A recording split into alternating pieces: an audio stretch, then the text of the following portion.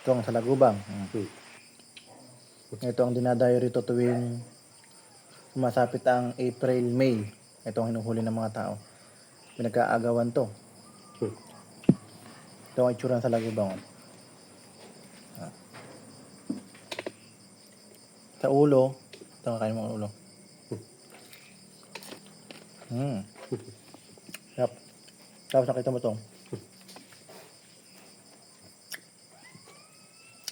Ang katawan niya,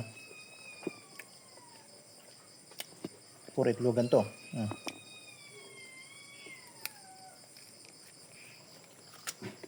Sarap. Napakalinamnam. Yung sabaw.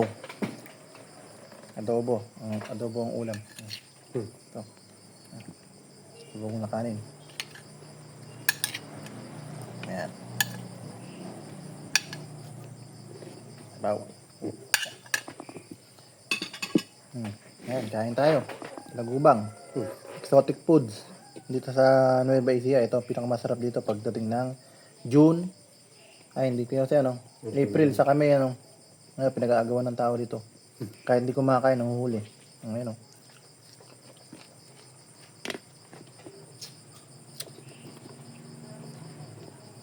Kain tayo.